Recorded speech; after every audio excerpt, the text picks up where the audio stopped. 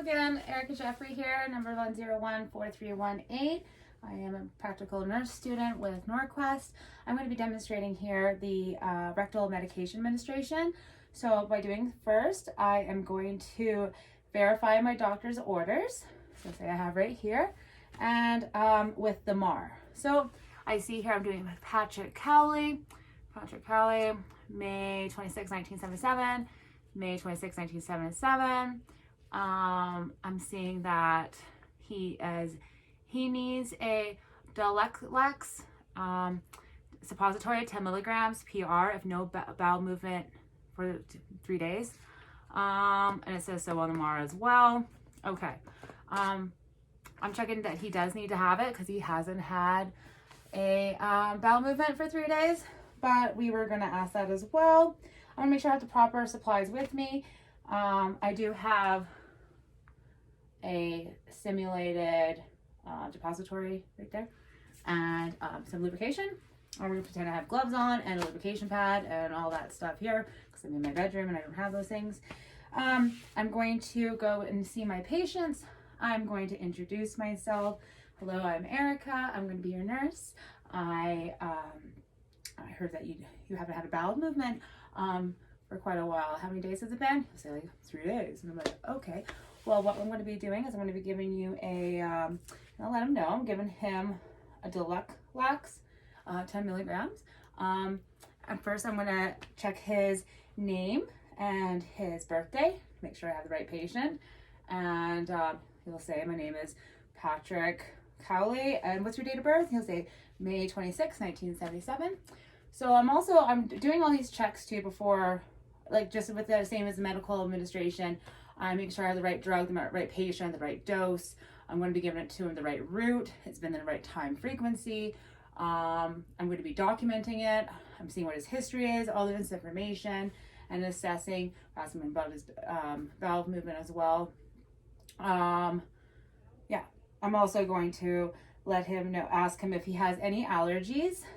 He'll say, no, I don't think that, no known allergies. Okay, good. That's good. And the reason I'm giving you the medication is to help you have a bowel movement. It's going to loosen things up there for you. I'm also going to educate him on that as well. Let him know that there is some side effects. I mean, you can bring on some nausea, some cramping in your stomach area.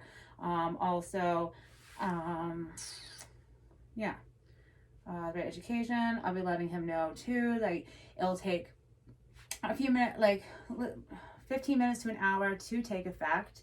To have him lay down in the supine position or just lay flat for like 5-10 minutes before moving to make sure that medication is going in properly. He has the right to refuse it, so ask him if he would like, he has the right to refuse. You have the right to refuse. Do you still want this medication? And then he'll say, yes, I do want the medication because he wants to poop. Okay, we're going to, so what I'm going to do is I'll lower the bed rails. I will make sure that I will help him get into a side position, supine position, so it's easy to like get in there. I would have the lubrication towel right underneath tucked in, and I can have another towel over here to make sure like he has protect his privacy. I would have gloves on because I practice hand hygiene and privacy when I walked into the room with the curtain and all. And the gloves on, I will have this little thing, the depository, and it peels like so, like this. So I'm not going to open it because I don't know if we're going to be using it for our labs when we come to the city or not. But then we're going to take that little pill out, and we'll have that. I'm going to put some lube on it, or I can put it on my hand and roll it around, whichever. Probably put it on there. And I'm also going to lubricate my finger as well because that's what's going to be sliding into his rectum. I am going to, make sure I clean the area a little bit. If it was dirty, use a wet one or a wet cloth.